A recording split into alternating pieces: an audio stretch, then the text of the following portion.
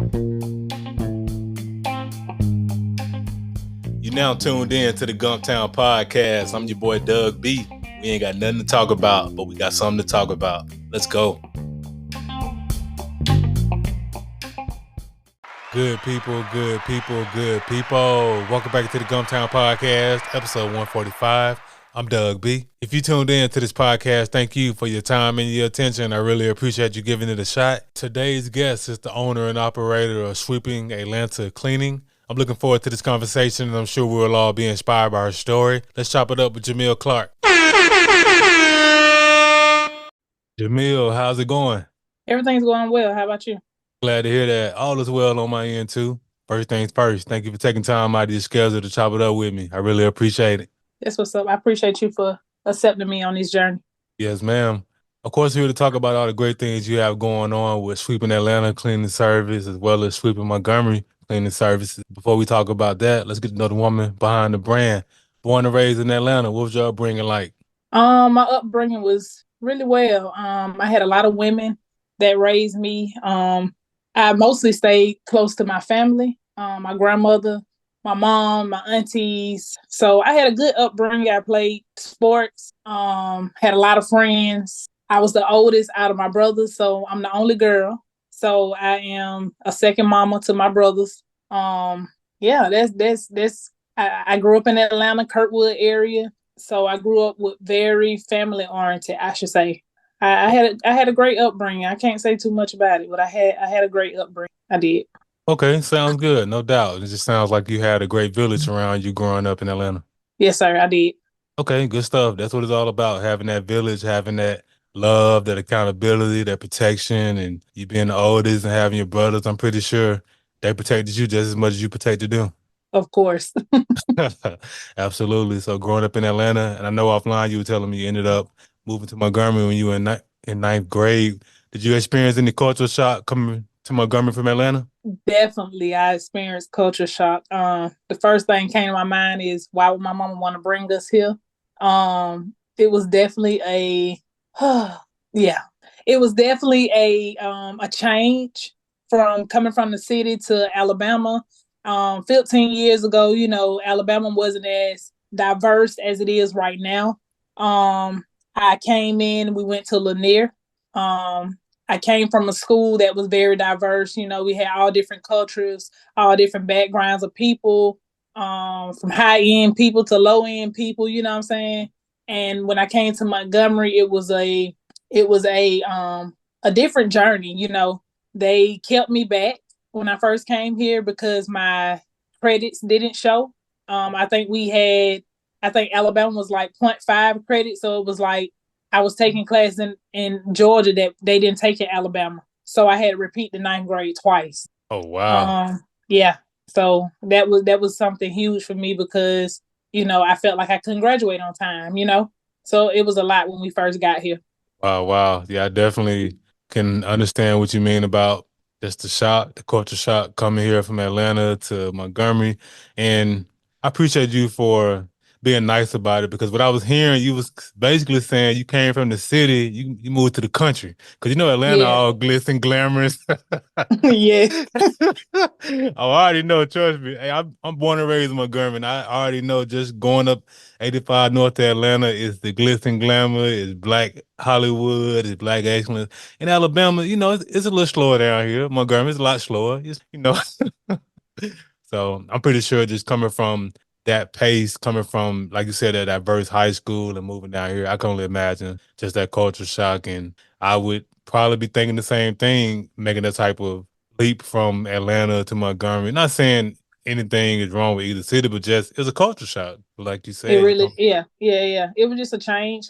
Nothing major. But it was definitely a change for me to. I had to adapt. That was it. I just had to adapt to my surrounding. I really did.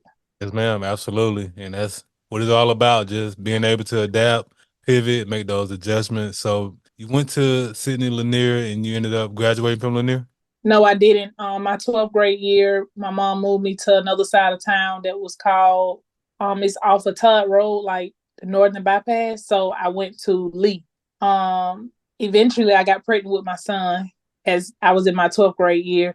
So I went and got my GED. I got Oh, my GED from Trenton State. okay, all good. Good stuff. Hey, you did what you had to do, became a mama. When you got that GED, you finished. That's what it's all about, making them Absolutely.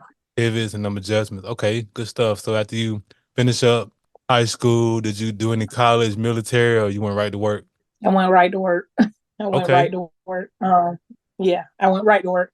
My first job was at Atlanta Airport because after I had my son, I did move back to Atlanta. As long as you had your son, you was on the first name smoking back to the A. I hear you. Yeah. Yes, ma'am. So, what was that experience working at the Atlanta airport? I've been in there a few times to travel, but I couldn't imagine working in there. It looks chaotic. How was it for you working there? Um, Due to it being my first job, your first job, you don't really know the ins and out of the work life. As I have got older, I understand more. But I was working for a company that was considered a contractor. So Atlanta Airport is a busy place, and Delta and different places like that, they make tons of money. I made $320 every 2 weeks. So we was making like $7.25 at that time. So that was the only thing I can say about the Atlanta airport that people don't talk about is all the living people that you see getting the bags, getting the carts, getting this, getting that, that's doing mostly of the jobs they don't get paid with. Wow. Underpaid, overworked. That's what it sounds like to me. Yes, sir. Wow. So you going to work at the Atlanta airport and get your hands dirty in the working field. And present day, you are the owner and operator of Sweeping Atlanta Service as well as Sweeping Atlanta Cleaning Services as well as Sweeping Montgomery Cleaning Services. What you got going on over there? Okay, so in 1996, my mom started sweeping Atlanta cleaning. She didn't do it for a long period of time. She did it for probably about 2 years. So in 2018, no, 2016, I lost my job. I had been working at Walmart for like 5 years. It was almost 6 years. And they fired me on my at the end of my shift. And that was the beginning of me trying to define who I was outside of the workforce. So I worked for job to job to job. And then one day I was on the phone with my mom and I was just like, I'm just so tired of working from this job, going to this job. I was driving Lyft full time. I was just doing everything under the sun to try to make ends meet. And she was like, you know what? One thing you could do is clean up. Like you could really turn somebody's space into something else. And she was like, I wanted sweeping Atlanta cleaning. My cleaning service I used to have is the domain still available. And I was like, Mama, man, you know how many cleaning service in Atlanta? I know for a fact somebody done got that name. So around May, she came to me for my birthday and gave me the domain name of Sweeping Atlanta Cleaning. So it's been like that ever since. I started posting on Facebook, my own house. I started doing people houses for free just to get that content. And then I got my first Airbnb, and it just been a life changing experience from just getting out there. Like God has really put his hands on me, and I eventually, I've been in Montgomery 3 years now. I came here and I kept posting, sweeping Atlanta, cleaning, sweeping, and people thought I was still in Atlanta. So I had to change it up, and I made sweeping Montgomery cleaning. And then I got my first client here, and I knew it was by the grace of God because in Atlanta, I cleaned for a lady that was like a celebrity person. I don't want to say her name, but the same name, exact same name as the first client I got in Montgomery that had the exact same name. And I started cleaning in Montgomery. She put me on Facebook, and then it just been an outpour. Montgomery has really, I always say Atlanta made me, but Montgomery molded me into being the businesswoman I am today. I can say that. That's an amazing story, a powerful story, and I appreciate you for sharing that and being transparent. And Walmart, they were they did what they did, and little did they know they were planting a seed of greatness, and you were go on to relaunch Mom's business and got it rocking and rolling. And what a birthday gift! Mom gifted you with the domain. That's all right, right there. I love to hear those type of stories. That's amazing. Yes, it is. Yes, ma'am. So you go on to come into the business full time, rocking and rolling, start getting your clientele up, expanded from starting in Atlanta, expanded into Montgomery, and use Facebook marketing to get your business out there, the celebrity put you out there and expose your business to the world. It's just like you said, by the grace of God, and hats off to you for remaining obedient and just staying faithful. Because I'm pretty sure it's not easy being out there full time entrepreneur. I still work a 9 to 5. It's Go definitely ahead. not easy. Yes, ma'am. Yes, ma'am. And trust me, I can only imagine. I still have the 9 to 5, and I do the podcast and other business ventures on the side. So just want to salute you for stepping out there and being you're not up under that corporate umbrella. That's a good that's a good thing. I'm pretty sure you're at peace being able to write your own paychecks these days. Definitely. Like you said, it's not easy, but it's definitely worth it. I know that when I first came to Montgomery, I always said to myself, like, what is my mama thinking bringing me here? But now that I have my another cleaning service in Montgomery, seeing myself go from Atlanta to Montgomery and operate my business and me, my husband here, having my kids in Montgomery, I just know that Montgomery was meant for my mom to bring us here. You know what I'm saying? And at that time, I didn't understand what God's plan was. Yes, ma'am. But Absolutely. the plan is definitely in place. We just had to sit back and let it play out. Yes, ma'am, 1000%. And you said something very key there. You didn't know at the time that was God's plan. And that's how life is, Jamil. If God showed us everything that was before us, a lot of us would get scared and we wouldn't even move forward. Like a lot of us say we want the game plan, we say we want God to show us. But if He showed you everything up front, it'll be too overwhelming. So, to your point, God brought you to Montgomery. God led your mom to move you out to Montgomery. And now, in hindsight 2020, it all makes sense. Yes, it do. It all come together. Absolutely, 1000%. So well, before we get into the next portion, so just in terms of the type of cleaning you do, is it just residential or do you do business as well? I do residential, Airbnb, and commercial. Commercial. Okay. Rocking and rolling. So you expanded the portfolio. Have you built out a team or you still a one woman army? I have a subcontractor in Atlanta, and in Montgomery, it's just me and my husband at the moment, but we will be hiring soon. Okay, good stuff. Got it rocking and rolling in both towns. So the next portion I wanted to delve into is whenever I have entrepreneurs on the platform like yourself, I like to talk about three things: the aha moment, action, and audacity. So you've already pretty much talked about your aha moment, which sparked the idea to come into business for yourself and everything that happened with Walmart and what led to you getting the domain from mom and getting started. So from the time she gave you the domain, let's talk about the action portion. How long did it take you to actually take action and start operating in business once you got the domain name? Um, Once I got the domain, I didn't have a business license or anything like that. Like I literally was just cleaning. You know what I'm saying? I didn't have it like in the business format, as people should say. So it took me about a year to actually take it serious. And then from there, I'm gonna say it took me 5 years to really, 4 5 years to really like see the business grow. So yeah, it took me a while to like really. I was doing it full time, but it wasn't like how I am now. I don't know how to put that in words. Okay. No, it's all good. It was just one of those learning curves and got the domain name, you got started in business and you just learned as you went. That's what it sounds like to me. You just That's evolved. exactly what it was. Trials and tribulations. Like nobody gave me a handbook or just taught me how to do this. So it was trials and tribulations. Like I was learning everything on my own. Oh yeah, no doubt. Absolutely. And then that's how it is sometimes. Sometimes you have that infrastructure there, the mentor there. Sometimes you got to get in there and figure it out. And hats off to you for figuring it out. So just in terms of your mom having a business prior to you owning the business, what was her how did she fare in the business when she was operating it Atlanta? Well, I'm gonna just say that she cleaned just like I did when I first started, just cleaning. You know what I'm saying? It wasn't like I don't know if her dream was to be as big, but I just feel like she started something without having the knowledge of it as well. So when she got into the business, I just think it was just overwhelming. And she told me a lot that she would go and clean for people, and they wouldn't pay her. So that was a struggle for her, and I think that was the reason why she just stopped doing it and went into the medical field, just trying to give herself a career that she know will pay the bills. Hmm. I definitely understand that. And hats off to her for making that pivot into the medical field and finding something that that she wanted to do.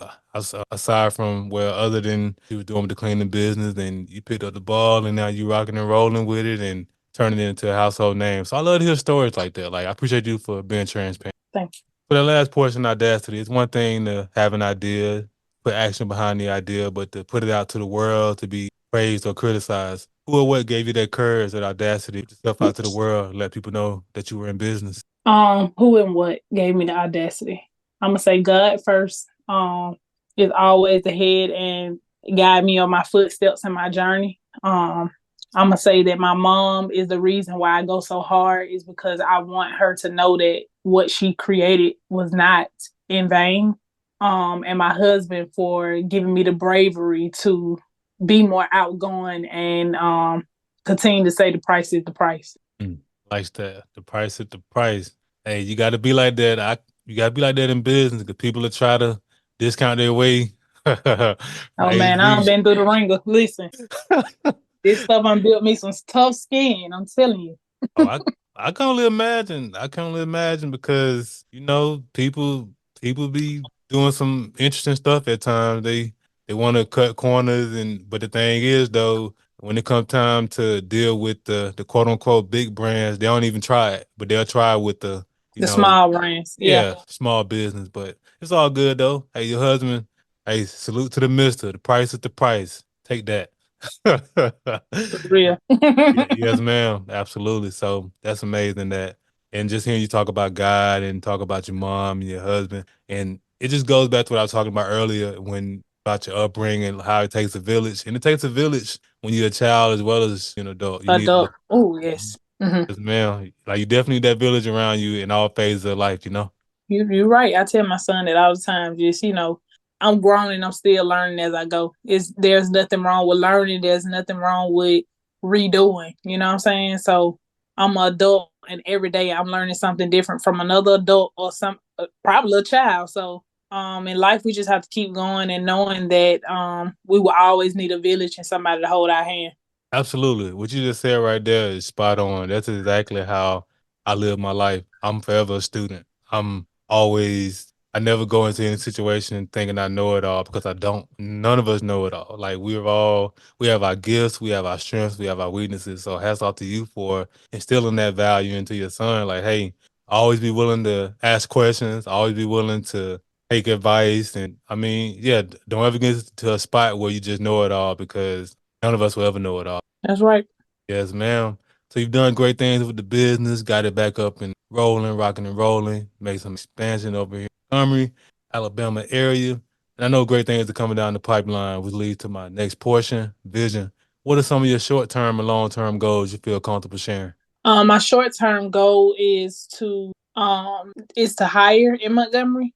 Um, my long term goal is to not only hire but to build a team that I can say that cares about the community, that cares about cleaning, that has integrity, and just to expand within and build a community in Montgomery where we can have resources in place that will give back to the community. Okay, great stuff.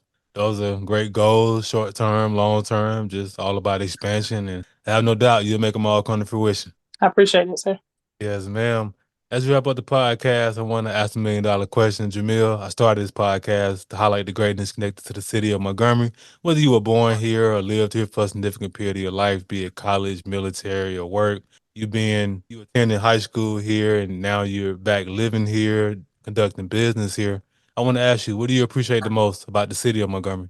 I love the people in Montgomery. Me coming from the city and then coming here, I can really say I have built a lot of relationships in Montgomery that has really poured into me.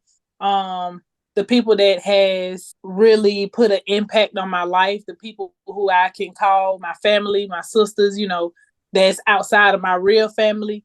I can say that Montgomery is a real beautiful place once you get to know people and get out here and network and do different stuff. I have seen it grow, and I believe that Montgomery can be a household name. And we have a lot of talent down here. We just have to know that it's bigger than just what we see. You know what I'm saying? If you look on the side of y'all trash cans, what does it say? Waste management, I believe. No, it say the City of Dreams. Ah, right. Montgomery is Montgomery is a place that has a lot of resources for entrepreneurs, minorities, and free stuff. You know what I'm saying? We just have to know where to go and where to look in order to be successful. But Montgomery has really molded me into the young lady that I am today, and I appreciate Montgomery for taking me in and not discriminating against me from being outside, for someone that's not from here. Yes, ma'am, and that's powerful. And even what you just said about what's on the side of the trash can, I got stumped there for a second, and I'm thinking brands, and I be forgetting at times that Montgomery is a city of dreams. Appreciate you for bringing that to my attention again. That's amazing. That's powerful. Yeah. Yeah. I one day I was sitting outside and I seen it and I was like, wow, and it was on a day that I was, not feeling my best and wanting to go back home and trying to figure it out. And I looked on the side of the trash can and said City of Dreams. And I said, you know what? This is where I'm supposed to be. And I just been going hard ever since. But Montgomery is a beautiful place. It really is. I feel home here. When I go to Atlanta, it feel like I'm visiting. That's how much I love Montgomery. That's powerful stuff. Very powerful. So, Jamil, how can the people connect with you? What are your social media handles and website? You can follow me at Sweeping Atlanta Cleaning on Instagram, SA Cleaning on Facebook, and you can follow me. You can look up my website at www.sweepingatlcleaning.com. We do, like I said, we do residential, commercial, and Airbnbs, and we are the number one cleaning service in Montgomery and surrounding areas. And we look forward to working with people. Not only do we clean, we change the whole aura in your house, your business, whatever it is. And we love what we do and we're passionate about what we do. So I have to put myself in a box with other cleaners because what I do is a gift straight from God. Yes, ma'am. And of course, I'll put all of that information in the description of the episode. Hey, Jamil, thanks again for the conversation. I really appreciate you. Thank you. I appreciate you. Yes, ma'am. Good people, that concludes another dope episode of the Gumtown Podcast. In the meantime, in between time, y'all know what to do. Be blessed, be safe, but most importantly, have the audacity to be you. Go on.